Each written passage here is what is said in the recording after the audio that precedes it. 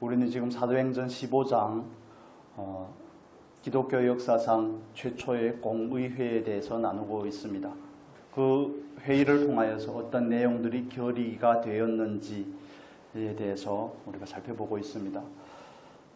이방인에게 복음이 전파되는 것은 하나님의 뜻인 줄로 믿습니다. 구약에 이미 예언된 내용이고 그 예언하심을 따라서 하나님은 구약에서도 물론이지만 예수 그리스도께서 죽으시고 부활하고 승천하신 이후에도 그 복음이 본격적으로 이방에 전파되게 하시는 것을 볼 수 있습니다. 그러나 늘 자기 틀에 갇혀있는 특정한 부류의 사람들이 하나님의 복음을 회방하고 있는 모습을 우리가 15장을 통해 볼 수 있습니다.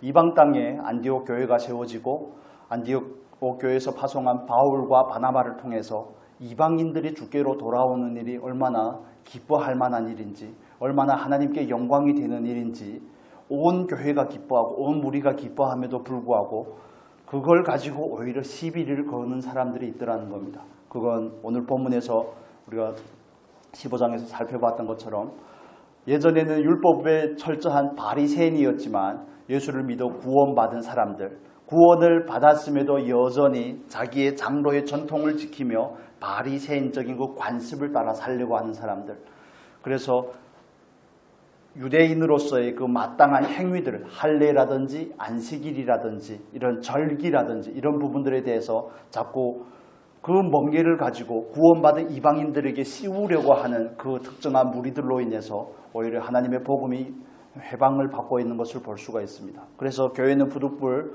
바나바와 바울의 청원을 따라서 예루살렘 공의회를 열고 이 부분에 대해서 구체적으로 결의하려고 합니다. 이때는 초기 교회가 생겨난 지 얼마 되지 않은 시점이기 때문에 오늘날처럼 하나님에 대해서, 예수 그리스도에 대해서, 또 성령에 대해서, 그리고 예수를 믿고 난 그 후의 삶에 대해서, 다른 의미로 말하면 신학적인 부분들에 대해서 구체적으로 정리가 잘 안 되어 있던 때라는 것을 이해할 필요가 있습니다. 수백 년이라는 세월을 지나오면서 이런 부분들이 오늘날 우리가 고백하는 형태로 구체적으로 정형화된 것입니다. 그래서 예루살렘 공의회를 통해서 결의한 내용을 오늘 우리가 살펴보려고 합니다. 거기에 앞서서 하나님은 언제나 하나님의 뜻을 이루기 위해서 사람을 예비하시고 사람을 사용하신다는 사실을 우리가 먼저 살펴보면 좋겠습니다. 하나님은 누구를 위해서 일하십니까? 하나님은 하나님을 위해서 일하십니다. 하나님은 하나님의 영광을 위해서 일하시고 오늘도 당신의 역사를 이 땅 가운데 펼쳐가십니다. 그런데 하나님의 역사를 펼쳐가고 하나님의 영광을 위해서 일하는 데는 늘 준비된 사람이 필요하다는 사실을 우리는 오늘 본문을 통해서 살펴보려고 합니다. 그 사람이 오늘 13절에 발언을 한 그 야고보죠. 13절의 말씀 우리 같이 읽어보겠습니다. 13절. 말을 마침에 야고보가 대답하여 이르되 형제들아 내 말을 들으라. 여기서 나오는 야고보는 예수님의 형제였던 야고보입니다.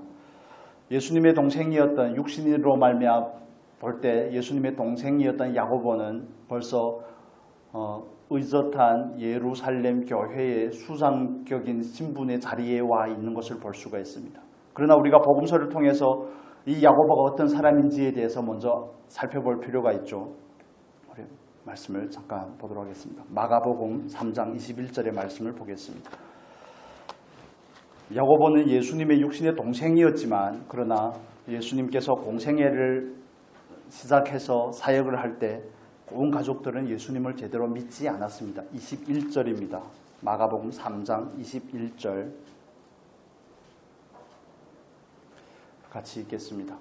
예수께서 예수의 친족들이 듣고 그를 붙들러 나오니 이는 그가 미쳤다 함이러라. 그렇습니다. 예수님의 친족들, 그의 가족들을 다 포함하는 거죠. 그들은 예수가 갑자기 어느 날 나이가 차서 하나님의 그의 공생애를 시작하려고 할 때 그들은 예수님이 하나님의 아들이라는 사실을 전혀 믿지 않았습니다. 오히려 그를 향해서 뭐라고요? 미쳤다, 제정신이 아니라는 겁니다. 어떻게 하나님이 육신의 몸으로 이 땅에 올 수 있냐는 것입니다. 어떻게 그 미천한 갈릴리 그 동네에서 어떻게 그리스도가 날 수 있냐는 것이죠. 그리고 요한복음의 말씀을 보면 또 다른 증거를 한번 살펴보겠습니다. 요한복음 7장입니다. 요한복음 7장 2절에서 5절의 말씀을 잠깐 보겠습니다.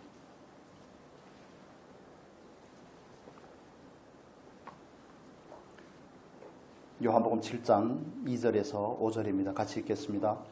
유대인의 명절인 초막절이 가까운지라 그 형제들이 예수께 이르되 당신이 행하는 일을 제자들도 보게 여기를 떠나 유대로 가소서. 스스로 나타나기를 구하면서 묻혀서 일하는 사람이 없나니 이 일을 행하려 하거든 자신을 세상에 나타내소서 하니 이는 그 형제들까지도 예수를 믿지 아니함이러라. 아멘. 여기도 똑같은 말씀으로 우리에게 증언을 해주고 있습니다. 4절에서 말하는 것처럼 스스로 나타나기를 구하면서 묻혀서 일하는 사람이 없나니 당신이 메시아라는 사실을 스스로 나타내기를 원하면서 여전히 갈릴리에 있는 것은 적당하지 않습니다. 이런 얘기인 겁니다. 예루살렘으로 올라가서 6월절이 되니까 당신의 존재됨을 나타내시라고 권면을 하는데 그러나 그의 형제들까지도 예수님을 믿습니까? 안 믿습니까? 예수님을 믿지 않았다고 말합니다. 고린도후서 5장 16절은 우리에게 이렇게 말합니다. 우리가 사람을 아는 그 방식에 대해서 육체를 따라 알 것이 아니요라고 말씀을 하죠. 왜냐하면 우리는 그리스도 안에서 새로운 피조물이 되었기 때문입니다. 그러나 예수께서 십자가에서 죽으시고 3일 만에 부활하시고 승천하고 부활하신 몸으로 나타나시기 전까지 예수님의 형제들은 여전히 예수님에 대해서 육신으로 안 것입니다. 수십 년 동안 같이 산 그냥 형이죠. 육으로 말하면. 그렇지만 비로소 부활하신 주님을 만나고 나서야 그분이 참된 메시아였다는 사실을 비로소 깨닫게 되는 것입니다.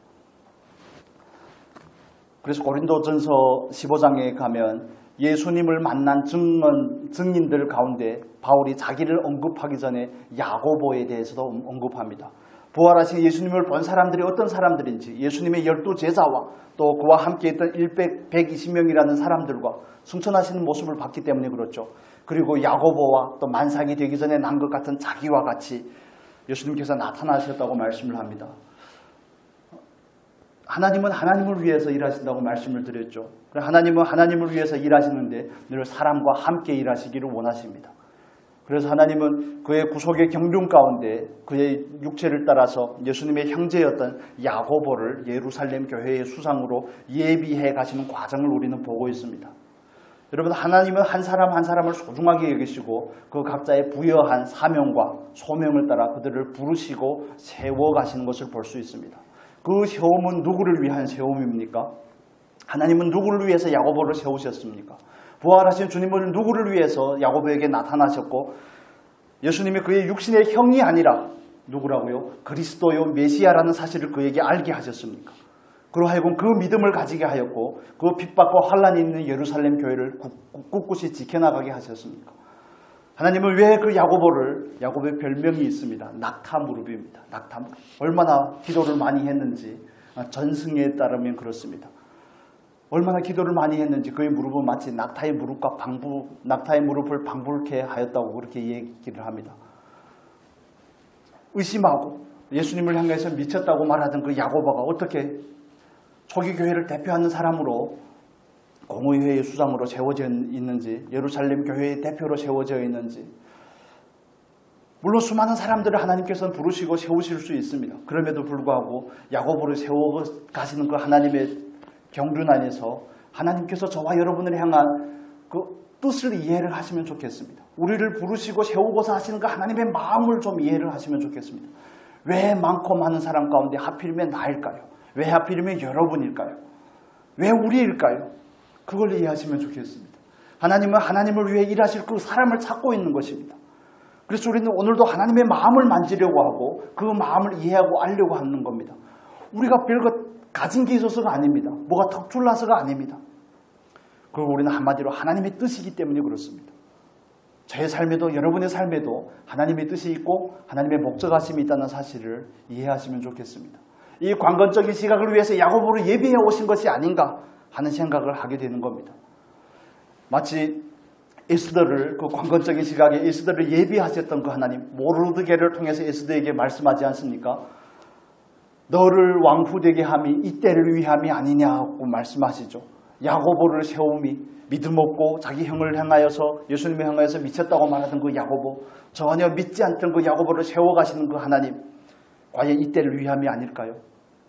여전히 율법이라는 그 특정한 사고에 매여서 이방인도 구원을 받았지만 예수를 믿지만 할례도 받아야 된다는 그런 얼토당토하는 얘기를 하면서 이방인에게 멍게를 씌우려고 하는 그런 초기교회 많은 그리스도인들에게 있어서 그 부분을 수정하고 그 부분을 바로잡고자 하시는 하나님, 참된 복음이 전달되기를 원하시는 그 하나님의 그 목적 안에서 야고보가 세워졌음을 이해하시면 좋겠습니다. 저와 여러분도 그렇게 세워져 가는 것입니다. 부름을 받았고 그 부름 안에서 하나님의 아들의 형상을 본받기 위해서 세워져 가는 겁니다. 우리가 이해해야 될 부분은 이겁니다. 저와 여러분은 누구를 위해서 존재하느냐 하는 것이죠. 하나님을 위해서 있습니다. 우리는 살든지 죽든지 하나님을 위해서 있습니다. 교만하고 어리석은 사람들은 아직도 하나님이 없다고 말합니다. 그러나 하나님은 하늘에서 웃으신다고 시편의 기자는 조롱조롱 말씀을 하죠. 미련하고 어리석기 때문에 하나님을 알지 못한다고 말합니다. 나를 지으시고 나에게 생명을 부여하신 그 하나님에 대해서 알지 못한다고 말합니다. 그 과학이라든지 논리라든지 진화론이라든지 이런 정말 미련하고 천박하기 짝이 없는 것을 가지고 하나님의 존재를 향하여서 왈가왈부하고 그걸 어떻게 신적인 존재를 과학으로 증명을 할 수가 있겠습니까? 그것보다 초월해 계시는 그 하나님이신데, 그런데 오늘날에도 많은 그리스도인들 그런 논리에 놀아나고 있습니다. 우리가 믿든 믿지 않든 하나님은 여전히 그 자리에 계시고 하나님이 여전히 하나님을 위해서 일하고 계시는 그 하나님이십니다. 그런데 그 하나님은 당신의 영광을 위해서 일하실 때 특정한 사람을 필요로 하신다는 사실을 이해하시면 좋겠습니다. 저와 여러분의 삶 가운데서도 하나님은 여전히 일하고 계시는 하나님이십니다. 그렇다면 우리의 삶에는 야고보의 삶에 전과 후가 있었던 것처럼 우리의 삶에는 그런 극적이지는 않더라도 그런 변화가 있는가를 살펴봐야 되는 겁니다. 얼마나 변화되었느냐가 아닙니다. 지금도 변화되고 있느냐를 우리는 물어야 되는 것입니다. 하나님께서 나를 쓰시고자 할 때 그 적재적소에 나를 쓰려고 할 때 나는 그 자리에 과연 있을 수 있는가? 기회가 늘 있지만 기회를 잡을 수 있는 사람은 준비된 사람뿐이라는 사실을 우리는 이해할 필요가 있습니다. 여러분 변화되어 가고 있습니까? 얼마나 변화되었는지, 옛날보다 얼마나 많이 변화가 되었는지를 자랑할 것이 아니라 예전의 일은 잃어버리고 잊어버리고 나는 오늘도 변화되고 있는가를 살펴보시면 좋겠습니다. 오늘도 하나님께서 원하실 때 쓰임 받을 수 있는 사람으로 세워져 가고 있는가를 살펴보시기를 바랍니다. 베드로의 증언에 앞서서 야고보도 그 논의하는 그 문제에 대해서 이방인이 과연 구원을 받은 다음에 할례를 받아야 되는지, 율법에 저속이 되고 율법에 매이는지에 대한 문제에 대해서 야고보가 드디어 발언을 하기 시작한 것이 오늘 우리가 나누려고 하는 본문입니다. 야고보의 발언이 있기 전에 야고보라는 사람이 있다는 사실을 이해하셔야 됩니다. 하나님은 야고보를 부르셨고 예수님의 육신의 동생으로 그를 부르셨고 믿음이 없고 하는 그 야고보를 준비하여 오셨다는 사실, 그 하나님의 역사가 저와 여러분의 삶 가운데도 있다는 사실을 이해하시면 좋겠습니다.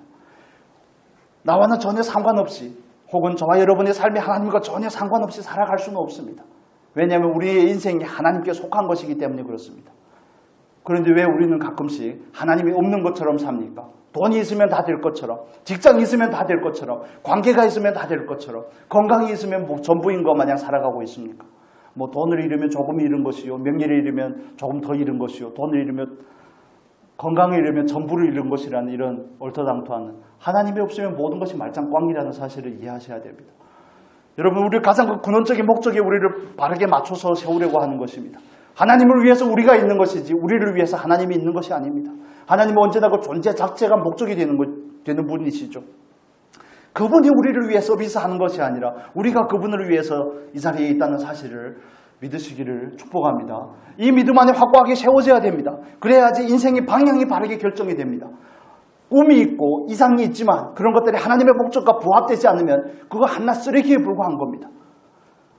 정말 아무리 큰 꿈을 가지고 높은 이상을 가졌다고 할지라도 하나님께서 나를 부르신 그 부르심과 부합하지 않다면 그거 한낱 쓰레기에 불과한 것입니다. 여러분, 우리가 하나님의 목적을 따라서 부르심을 받았다는 사실, 오늘도 그 목적 안에서 세워져 가고 있다는 사실을 믿으시기를 축복합니다. 그게 저와 여러분의 목적이 되어야 됩니다. 교회를 섬기든 가정을 섬기든 그 모든 것은 이 거룩하고 영원하신 목적 안에서 퍼즐이 맞춰지듯이 깨어져 가야 되는 것입니다. 그러지 않으면 출산을 하든 자녀들을 양육하든 직장 생활을 하든 이 모든 것이 의미가 없습니다. 하나님의 목적과 엇나간다면 죄가 뭐라고 말씀을 드렸습니까? 죄는 관역에서 엇나가는 것을 말하는 겁니다. 얼핏 보기에는 저와 여러분의 삶이 하나님의 뜻에 부합한 것처럼 보일 수도 있습니다. 겉보기에 화려하고 겉보기에 뭔가를 하는 것 같고 행위가 있고 어떤 결과가 있는 것처럼 보이지만 그러나 우리가 염두에 둬야 될 것은 이런 부분들입니다. 어떤 길은 사람이 보기에는 바르나 필경은 뭐라고요? 사망의 길이라고 자문서는 우리에게 말씀해 주고 있습니다. 우리의 그 공력들이 우리 하는 그 모든 일과 행위들이 혹여나 풀이나 짚이나 나무로 하는 것은 아닌지를 살펴야 된다는 것입니다. 그래서 그런 풀이나 짚이나 나무로 하지 않기 위해서 우리에게 있어서 가장 우선적인 것은 그 궁극적인 목적 안에서 우리의 삶을 살피는 겁니다. 오직 하나님을 위하여 우리가 존재한다는 사실에 대해서 다시 한번 믿으시고 고백하는 은혜가 있기를 바랍니다. 그 안에서 우리의 삶을 정결해 가시기를 바랍니다. 얼마나 오래 사는가, 얼마나 건강하게 사는가, 얼마나 많은 것을 소유하였는가, 얼마나 많은 사람들이 나를 인정하는가, 사회적인 지명도가 얼마나 높은가, 그딴 거 아무짝에도 쓸데없습니다. 하나님께서 아니라고 말하면 아무데도 쓸데없는 것입니다. 하나님 앞에서 난 과연 그분의 목적하심을 따라 세워져 가고 있는가? 마이크가 좀 울리는 것 같죠? 잘 들립니까? 음향을 손을 좀 봤는데 적응하려면 시간이 좀 필요할 줄로 믿습니다. 여러분, 저와 여러분은 하나님을 위해서 부름을 받았고 이 자리에 있습니다. 야고보를 부르셨던 그 하나님께서도 저와 여러분을 부르셔서 그 언젠가 적재적소에 하나님을 나타내고 하나님을 전달하는 사람으로 우리를 쓰기를 원한다는 사실을 믿으시고 자부심을 가지시면 좋겠습니다. 나는 아무것도 아닌데, 나는 아무것도 할 수 없는 데가 아니라 하나님께서 그분의 열심을 따라 우리를 준비하고 계시는 것입니다. 하나님의 큰 틀 안에서 이걸 미리 예견하고 알지 않았겠습니까? 여러분 어떻게 생각하십니까? 야고보의 삶에는 정말 놀라운 비밀들이 많이 있습니다.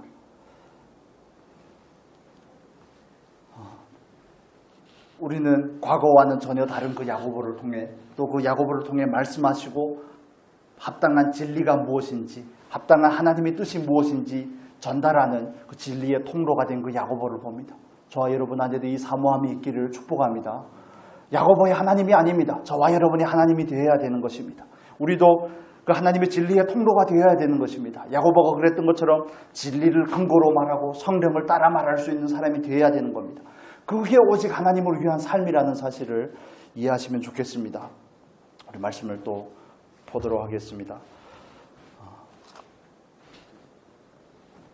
우리 14절의 말씀을 보겠습니다. 14절. 사도행전 15장 14절 같이 읽겠습니다.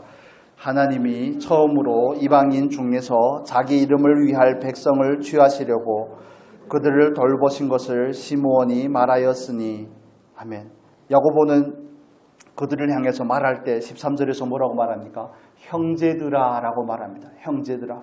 야고보는 예루살렘 교회의 수장으로서 그들에게 말하는 것이 아니라 아직도 하나님의 말씀을 제대로 깨닫지 못하고 시비를 거는 그 사람들을 향해서 뭐라고요? 이 교회에 늘 걸림돌이 되는 사람들하고 그렇게 말하는 것이 아니라 뭐라고 말합니까? 형제들아 라고 말합니다. 왜 아직도 깨닫지 못하느냐 이렇게 책망하고 하는 것이 아니라 그들을 향해서 형제라고 말합니다. 어떻게 이럴 수가 있습니까? 주님을 기준으로 바라봤을 때만 이 일이 가능한 겁니다.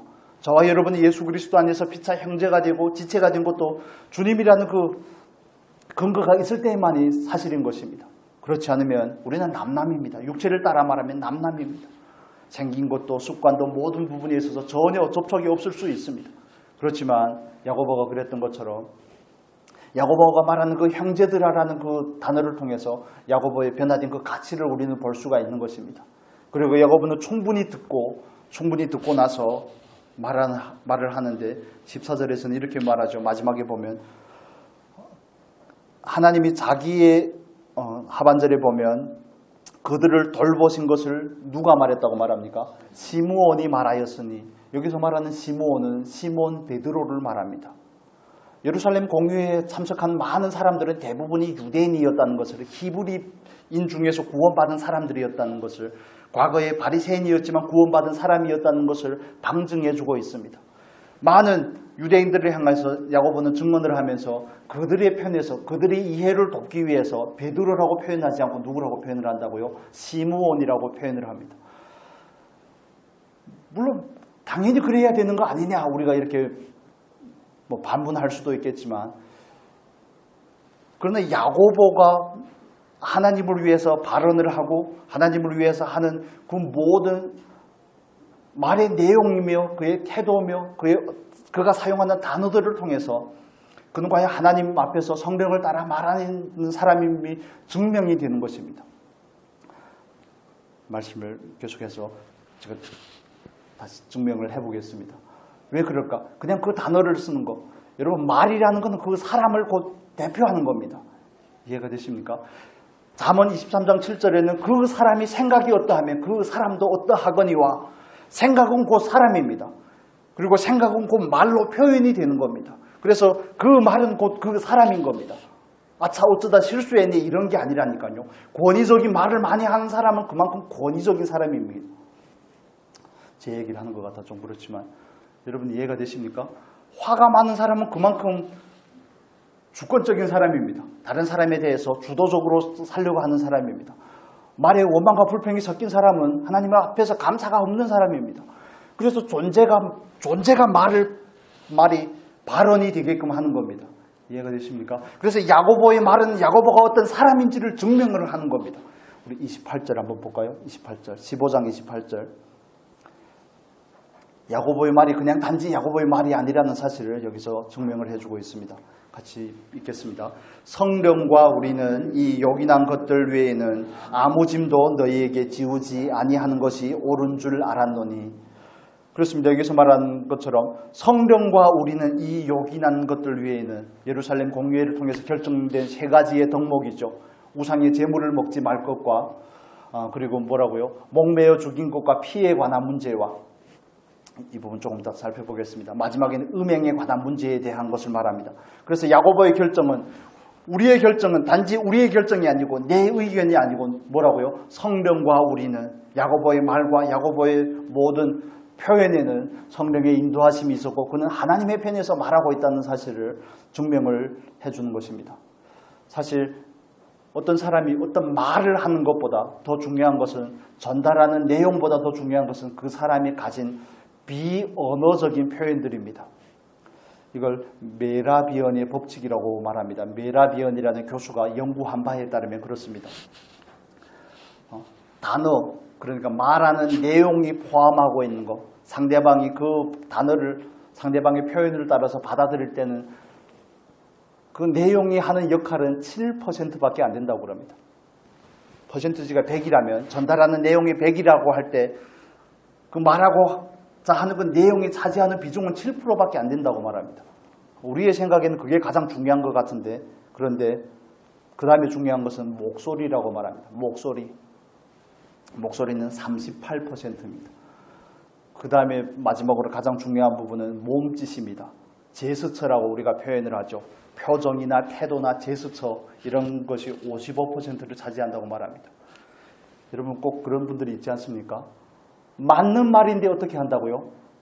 기분 나쁘게 한다고 그러죠. 말의 내용이 중요합니까? 비언어적인 요소들, 몸짓이라든지 톤이라든지 표정이라든지 그런 것들이 더 중요합니까? 이건 과학적으로 증명된 사실입니다. 그래서 야고보의 예를 들며 이 법칙에 대해서 말씀을 드리는 것은, 저와 여러분이 다른 사람에게 전하는 복음을 전한다든지 하나님의 말씀을 전한다든지 중요합니다. 굉장히 중요하죠. 그러나 그것도 좋은 포장지에 싸서 전달할 수 있는 은혜가 있었으면 좋겠습니다. 거울을 많이 보시기를 축복합니다. 거울을 많이 보시고 연습을 하셔야 됩니다. 이런 부분들이 정말 쉽지는 않습니다. 말이 맞으면 되지라고 말하는데, 저와 여러분은 하나님을 위해서 부름을 받았습니다. 하나님께서 아직 부족하다고 그러면 우리는 부지런히 우리를 개발을 해야 되는 겁니다. 말이 맞는 것을 알겠는데 기분이 나쁜 것은 또 감출 수 없는 사실이지 않습니까? 맞는 말뿐만 아니라 정말 우아하고 아름다운 제스처를 따라서, 뭐 이병헌 씨 같은 중저음은 아니다 할지라도 설득력 있게 나아갈 수 있으면 그 핵심적인 메시지가 더 빛을 발하지 않겠습니까? 기분 나쁘게 툭툭 던지면 누가 듣겠습니까? 우리가 가진 게 진리이고 성령을 따라 말하는 말이라고 할지라도 그렇습니다. 그래서 사랑보다 어찌 보면 더 중요한 것은 사랑하는 방법인 겁니다. 사랑을 표현하는, 전달하는 사랑의 언어들이 더 중요한 것입니다. 표정이라든지 말이라든지 행동이라든지 선물을 하는 것이라든지, 가장 중요한 치료는 금융치료라면서요. 돈을 주는 것이라든지, 돈을 안 내놓으면서 사랑한다 말하지 마라 이런 거 아니겠습니까? 비언어적인 요소들이 훨씬 더 중요하다는 것입니다. 여러분, 저와 여러분은 하나님을 위해서 있고 하나님을 증언하는 그 자리에, 하나님을 나타낼 수 있는 그 자리에 있을 때마다 이런 부분까지도 두루두루 생각하고 고려하고 분별할 수 있는 은혜가 있었으면 좋겠습니다. 맞는 말이라고 아무 때나 툭툭 던지시는 거 아닙니다. 자녀들을 향하여서 왜 예수를 안 믿냐는 둥, 왜 교회를 안 갔냐는 둥, 아무 데나 던질 얘기가 아니죠. 하나님께서 감동하시면 하실 수 있기를 바랍니다. 감동하실 때 하시되 어떻게 해야 됩니까? 가장 아름다운 모습으로 하실 수 있기를 축복합니다. 예수님께서 그렇게 말끝마다 진리셨고 말끝마다 정말 하나님의 뜻을 전달을 하셨지만 예수님께서 그렇게 성질을 내면서 선포하는 것을 보신 적이 있습니까? 그런 적이 없죠. 그래서 화를 내는 것은 하나님의 의를 이루지 못하는 겁니다. 그 표현하는 방법이 그만큼 중요한 겁니다. 어떤 목사님들은 설교하는 도중에 가끔씩 좀 험한 말을 하기도 하시는 분들도 있는데, 내용이 좋은 건 알겠습니다. 그런데 그런 표현도 적절하게 고려를 해야 될 부분이 아닌가 하는 그런 생각을 합니다. 여러분, 다시 반복을 드리지만 우리는 하나님을 위해서 있습니다. 이해가 되십니까? 하나님을 위해서 있고 하나님을 위해서 우리의 삶의 일상을 살아가는 존재들입니다. 그렇기 때문에 우리를 통해서 당연히 하나님의 표현이 되어야 되는 것이 맞습니다. 그래서 우리의 표정도 우리의 말도 나는 원래 이렇습니다. 그건 그리스도인이 할 말이 아닙니다.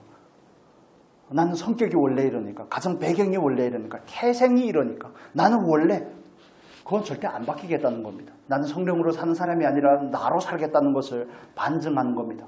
부끄러운 줄 알아야죠. 그리스도인으로서 부름을 받았는데 어떻게 원래가 어디 있습니까? 내가 어디 있습니까? 예수만 있을 뿐인 줄로 믿습니다. 우리는 그 삶을 위해서 부름을 받았습니다. 그래서 우리의 말이나 우리의 표현이나 우리를 통해서 나타나는 것들이 정말 내가 표현이 되는가 아니면 하나님인가에 대해서 늘 여쭤보시면 좋겠습니다. 늘 점검해 볼 수 있는 은혜가 있었으면 좋겠습니다.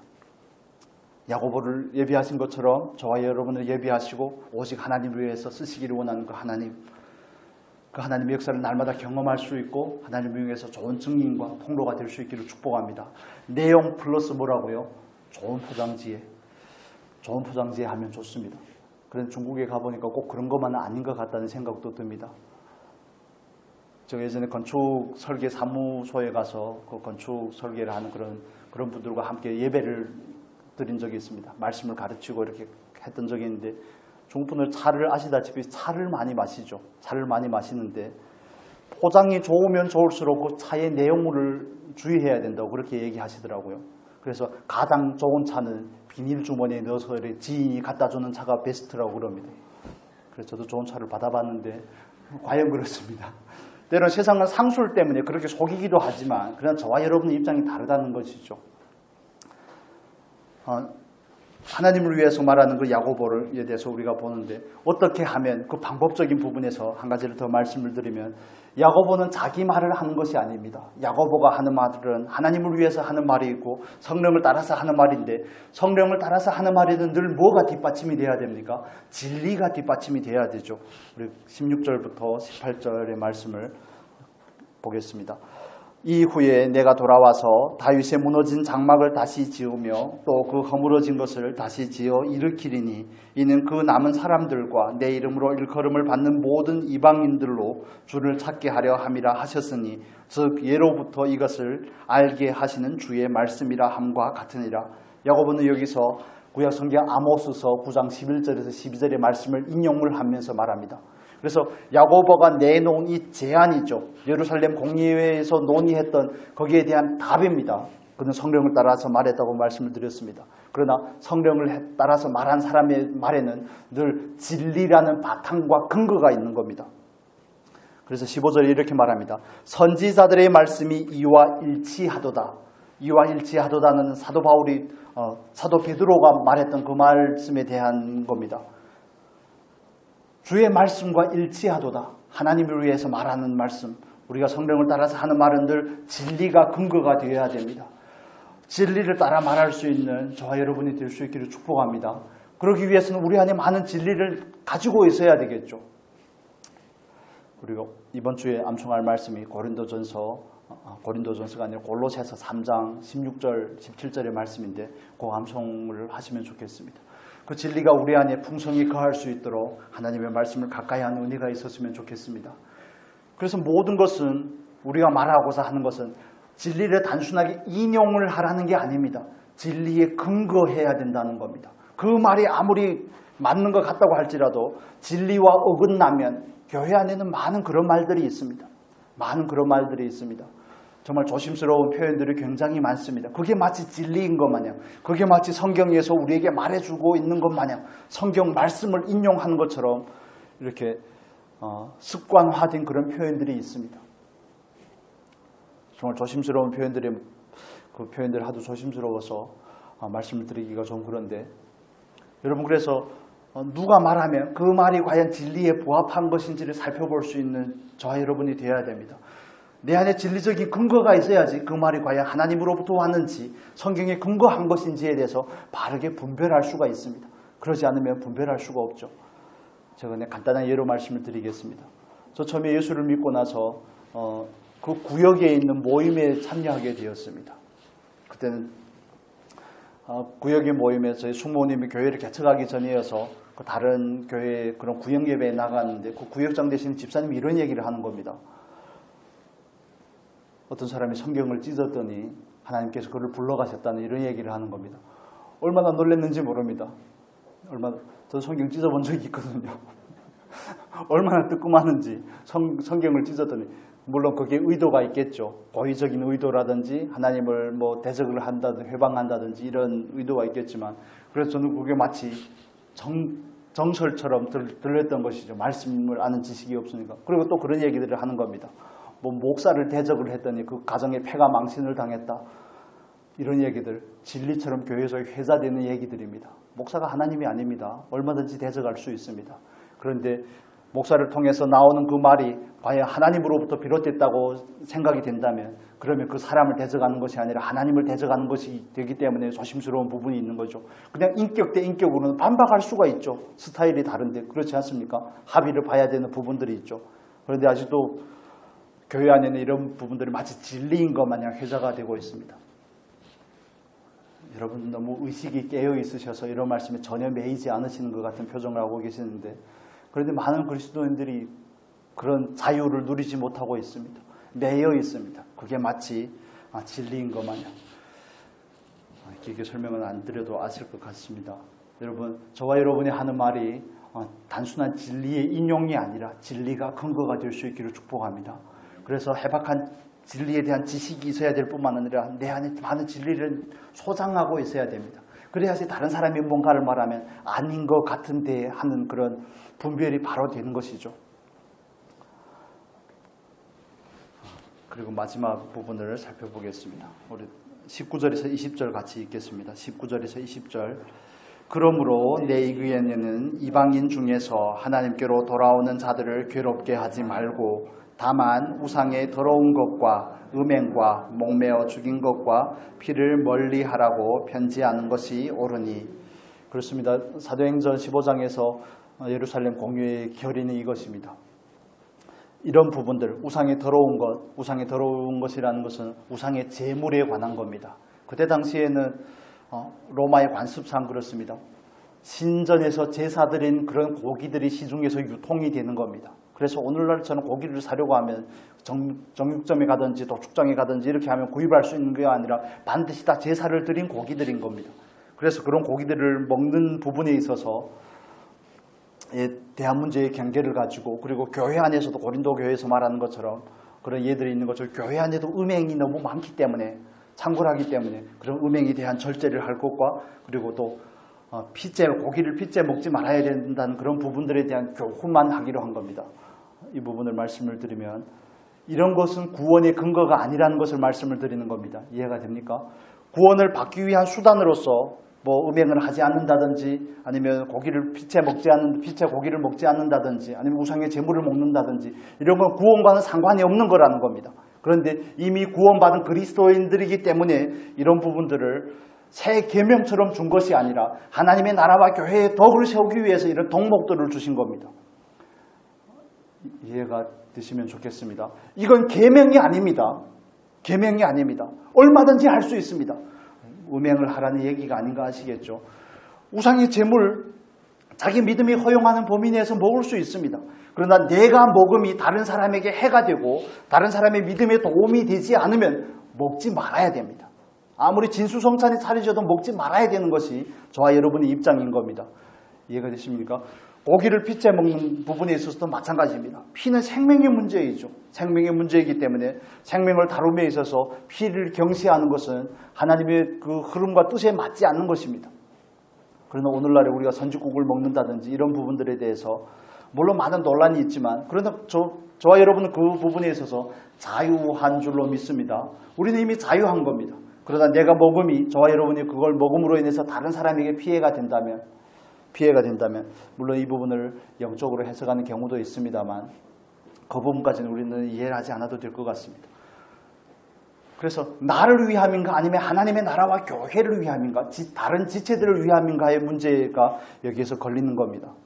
음행의 문제도 마찬가지입니다. 교회 안에서 사도 바울이 살아가는 이 시대 초기 교회 그 시대는 음란이 얼마나 성행하는지 모릅니다.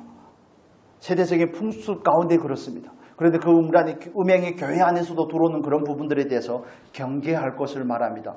그거는 이제 고린도전서를 살펴보면서 후에 기회 있으면 말씀을 드리겠습니다. 고린도전서 잠깐만 보면 8장을 볼까요? 8장에 보면 이 부분에 대한 설명이 있습니다. 8장 12절에서 13절만 읽겠습니다. 8절을 먼저 읽고 8절 고린도전서 8장 8절입니다. 우리 같이 읽겠습니다. 음식은 우리를 하나님 앞에 내세우지 못하나니 우리가 먹지 않는다고 해서 더 못 사는 것도 아니고 먹는다고 해서 더 잘 사는 것도 아니니라. 9절 그런즉 너희의 자유가 믿음이 약한 자들에게 걸려 넘어지게 하는 것이 되지 않도록 조심하라. 이렇게 말씀합니다. 음식은 우리에게 있어서 별것이 아니라는 겁니다. 우상은 헛것인데 우상 앞에 갖다 놓은 것을 먹으면 어떻고 안 먹으면 어떻고 우리에겐 전혀 그게 작용을 미치지 못한다는 겁니다. 그렇다고 제삿집만 돌아다니면 그 음식을 거둬서 드시라는 얘기가 아닌가 아시죠? 예를 들어서 옆집에서 그 이웃과의 그 관계 때문에 제사 음식을 가져다 주었으면 모르든 알든 우리는 그런 부분들에 대해서 그냥 믿음을 가지고 먹으면 되는 겁니다. 그냥 음식일 뿐입니다. 이해가 되십니까? 우상은 그냥 헛것입니다. 그냥 돌 앞에 놨던 그냥 나무 앞에 놨던 그렇게 이해를 하시면 됩니다. 여러분 밥을 드실 때 돌솥 비빔밥은 어디에다 드십니까? 돌솥 비빔밥도 드시는데 우상은 헛것입니다. 거기에 전혀 매일 필요가 없는 것입니다. 그러나 내 믿음 안에서 그게 자꾸 연약한 믿음 때문에 그게 잘 받아지지 않으면 우리식으로 그냥 표현을 하겠습니다. 깨름직하면 깔끔하지 않으면 그런 얘기입니다. 깔끔하지 않으면 부담스러우면 하지 않아도 되는데 그건 아직 그 진정한 자유에 미치지 못한 믿음의 분량의 문제이지 허용하고 허용하지 않으면 문제가 아니라는 겁니다. 저와 여러분은 자유로 부름을 받았습니다. 그리스도 안에 있는 자에게는 자유함이 있습니다. 아멘입니까? 예수 그리스도께는 오셔서 모든 율법을 완성하셨습니다. 시민법이든 도덕법이든 의식법이든 모든 것을 다 완성하셨습니다. 그렇기 때문에 우리는 할례를 받지 않습니다. 그렇죠? 우리는 의식법을 지키지 않습니다. 제사를 지키지 않습니다. 월삭이나 안식일을 지키지 않습니다. 왜냐하면 실제적인 예수께서 오셨기 때문에 우리는 예수 안에서 모든 것을 이룸 안에 있는 사람입니다. 구약으로 돌아간 매이는 사람이 아니라는 겁니다. 그래서 피니 고기니 이런 얘기에 대해서 매이지 않으셨으면 좋겠습니다. 그건 그리스도의 초보에 있는 사람들이 자꾸 영향을 받는 겁니다. 교회에서 잘못되게 가르치니까 자꾸 영향을 받는 겁니다. 그렇지만 여기서 바울이 말하는 건 뭡니까? 음식이 별것이 아닌데 그러나 그 음식을 먹음으로 인해서 다른 사람에게 피해가 된다면 연약한 사람이 나와 함께 있다면 나는 그것을 먹으면 안 된다는 겁니다. 누구를 위해서요? 하나님을 위해서 그런 것이죠. 이웃을 위하는 것이 하나님을 위하시기 때문에 그런 겁니다. 그러면서 12절에서 13절에는 이걸 죄의 문제와 연결을 시킵니다. 같이 보겠습니다. 12절 13절. 이같이 너희가 형제에게 죄를 지어 그 약한 양심을 상하게 한 것이 곧 그리스도에게 죄를 짓는 것이니라. 그러므로 만일 음식이 내 형제를 실족하게 한다면 나는 영원히 고기를 먹지 아니하여 내 형제를 실족하지 않게 하리라. 그렇습니다. 이게 정말 진정한 자유를 가진 사람의 표현이죠. 그러므로 만일 음식을 먹는 것이 내 형제를 실족하게 한다면 나는 영원히 고기를 먹지 아니하여 내 형제를 어떻게 한다고요? 실족하지 않게 하려 합니다. 이게 진정한 자유를 가진 사람입니다. 많은 사람들이 오해를 합니다. 자유라는 것은 그리스도인들을 향해서 제가 예수를 믿고 나서 친구들이 저에게 했던 말이기도 한데 너는 이제는 술이라든지 담배라든지 이런 부분들에 대해서 자유가 없다고 말하는데 그래서 저는 오히려 그렇게 해요. 너희들이 자유가 없는 것. 나는 할 수도 있고 하지 않을 수도 있지만 너희들은 하지 않을 수가 없으니까 나는 자유한 거 너희는 자유하지 않은 것이란 너 빨리 말씀을 드려서 이해가 안 됩니까? 진정한 자유라는 것은 할 수도 있고 하지 않을 수도 있는 사람이 자유한 사람입니다. 하지 않으면 안 되는 거 그건 중독이죠. 그건 완전 빠진 겁니다. 그래서 저와 여러분은 무엇으로 부름을 받았습니까? 자유로 부름을 받았습니다. 자유하실 수 있기를 축복합니다. 그런데 공의회에서 이 세 가지를 정한 것은 고기를 피자 먹지 말 것, 음행의 문제, 우상의 제물의 문제를 논하는 것은 왜 그런다고요?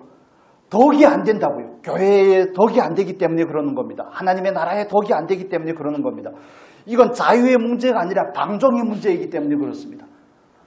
그래서 자유하지만 방종이 되지 않도록 조심하라는 겁니다. 음행의 문제는 좀 민감한 부분이긴 한데 여러분 저와 여러분이 구원에 있어서 이런 부분들은 조건이 되지 않는다는 것을 꼭 이해하시면 좋겠습니다. 혹여나 예수를 믿고 살지만 실수로 인해서 그런 부분에 문제가 생긴다고 할지라도 음행의 문제가 있다고 할지라도 우리는 회개하면 하나님 앞으로 돌아오면 되는 것입니다. 그런데 유독 한국교회에서는 제7계명이죠. 음행의 문제에 대해서는 얼마나 날카롭게 나를 세우는지 모릅니다. 음행의 문제에 대해서 마치 지옥 갈 죄처럼 생각을 합니다. 그런 의식에서 깨어나셔야 됩니다. 오해하시면 안 됩니다. 그게 잘했다는 게 아닙니다. 사람이 연약하기 때문에 그럴 수 있다는 겁니다. 그러라고 하시는 것이 아니라 아이고 이제는 거기에 저촉이 되지 않으니까 내가 알아서 할 테니까 이렇게 하시면 안 됩니다. 이 부분만 딱 잘라가지고 육체를 위해 방종을 하다. 방종의 문제가 아니라고 말씀을 드렸습니다. 그건 구원의 조건이 되는 것도 아닙니다. 연약함으로 범할 수 있는 겁니다. 음욕을 품지 않아 본 사람이 있으면 손을 들어보십시오.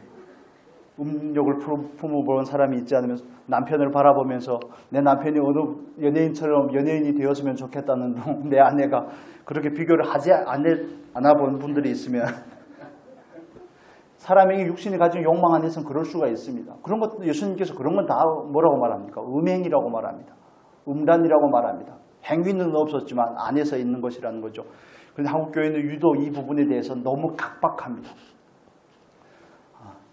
당연하게 죄에 대해서 경계를 가지는 것은 마땅한 일이죠. 마땅한 일이지만 그런 반대로 미국이나 이런 서구 교회에 가면 음행의 문제보다는 교회에서 더 강조하는 부분은 거짓에 관한 겁니다. 거짓말을 거짓 증언을 하지 말라고 그러죠. 그래서 대통령 후보로 나온다든지 그러면 이렇게 탈세를 하고 누세를 하고 거짓으로 문서를 위조를 했든지 이런 게 있으면 절대 될 수가 없습니다. 그런데 음행의 문제라든지 이런 부분들에 대해서는 조금 관대한 것 같습니다. 이건 사회상의 풍습의 문제를 말하는 거지만 이건 죄입니다, 여러분. 죄지만 그러나 우리의 연약함이 있다는 것을 이해하시면 좋겠습니다. 고의적은 아니지만 그럴 경우가 있다고 할지라도 거기에 매이지 말고 다시 주님 앞으로 돌아오면 된다는 겁니다.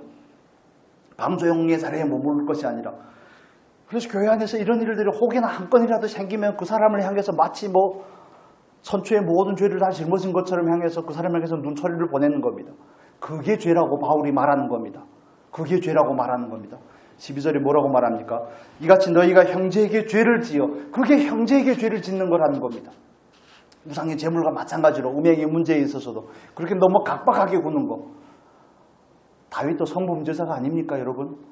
그런 다윗을 하나님께서 쓰시지 않으셨습니까? 잘했다는 게 아니라 자꾸 잘했다는 게 아니라고 말하는데 여러분 꼭 이해를 하시면 좋겠습니다. 그래서 모든 죄의 결과는 사망입니다.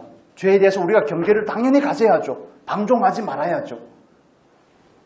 그렇지만 혹여나 걸려 넘어졌다 할지라도 하나님 앞으로 돌아온다면 하나님께서 용서하시는데 우리가 그 사람을 향해서 눈소리를 바라는 거, 이게 얼마나 큰 죄인지를 이해를 하시면 좋겠습니다. 얼마나 큰 죄인지를 이해를 하시면 좋겠습니다. 그래서 사도 바울이 먹든 먹지 않든 음행의 문제든 뭐 피채 먹는 문제든 고기를 피채 먹는 모든 문제는 모든 것은 궁극적으로 하나님을 위해서 하면 된다는 것을 결의를 하게 되는 것이죠. 그래서 그 다음에 우리가 한 구절만 보고 마무리하겠습니다. 고린도전서 10장에 가면 우리가 잘 암송하는 말씀이죠. 고린도전서 10장에 가면 이 부분을 이렇게 설명을 합니다. 10장 31절의 말씀을 보겠습니다. 31절 같이 읽겠습니다. 그런즉 너희가 먹든지 마시든지 무엇을 하든지 다 하나님의 영광을 위하여 하라. 오직 하나님을 위해서 한다면, 바른 목적과 동기 안에서 한다면, 물론 바른 방법이 전제가 된 것이죠. 그렇게 한다면 하나님, 저와 여러분에게 있어서 그게 기준이 되어야 된다는 것을 말씀을 하는 겁니다.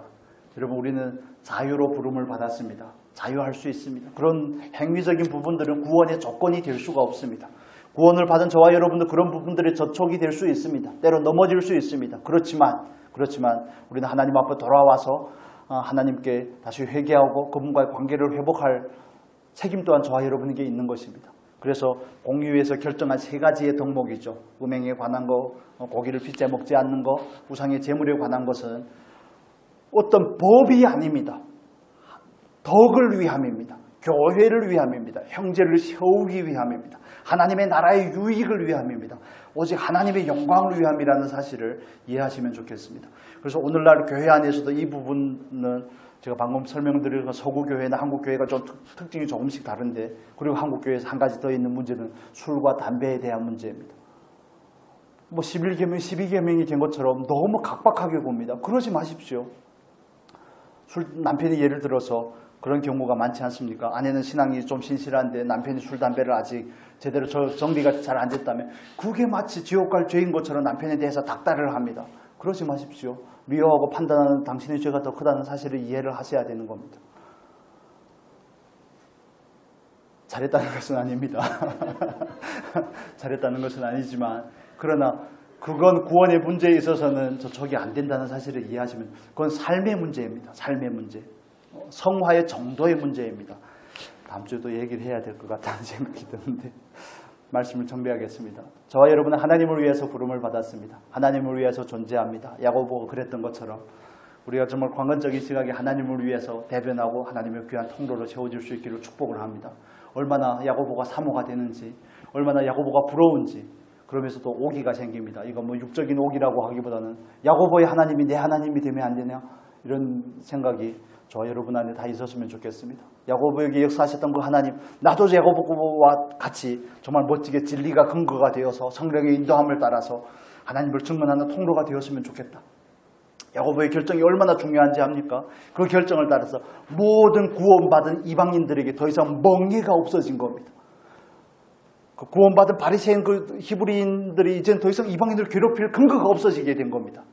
그들에게 얼마나 많은 자유를 가져다 줬는지. 그래서 진리가 있는 곳에는 늘 자유함이 있는 겁니다, 여러분. 그래서 저와 여러분이 진리 안에서 먼저 자유하실 수 있기를 축복합니다. 내가 자유해야 다른 사람을 자꾸 얽어매지 않습니다. 스스로도 얽어매지 않을 뿐더러. 그리고 공의에서 결의한 이런 문제는 계명이 아닙니다. 계명이 아니라 뭐라고요? 삶의 덕을 위함입니다. 교회를 위함입니다. 저와 여러분도 그래서 정말 하나님 앞에 조금 더 성숙한 자리로 나아가서 하나님의 영광을 위한다면, 오직 하나님을 위한다면 나에게 있는 자유도 반납할 수 있는 사람이 될 수 있기를 축복합니다. 그게 성장한 사람의 모습이죠. 나는 고기를 좋아하지만, 그러나 하나님의 나라의 덕이 안 된다면 나는 얼마든지 그걸 끊을 수가 있습니다. 고기라고 말하니까 잘 여러분에게 피부에 잘 닿지 않죠. 이렇게 말씀을 드리겠습니다.